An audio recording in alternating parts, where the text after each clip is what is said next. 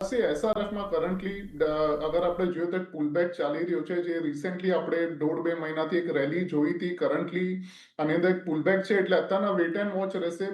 Current price action 2689 છે, એટલે નીચેમાં 2625 આવે છે તો જ આમાં બાય થશે, બીકોઝ એ જ પ્રીવિયસ બ્રેકઆઉટ ઝોન રહેશે. અને એ કેસમાં અગર બાય થાય છે તો આપણે સ્ટોપ લોસ 2500 ના નીચે રહેશે અને ઓવરઓલ ટાર્ગેટ 2800 થી 2900 ના રહેશે. એસઆરએફમાં સેકન્ડ સ્ટોક છે, નામ રિપીટ કરશો તમે?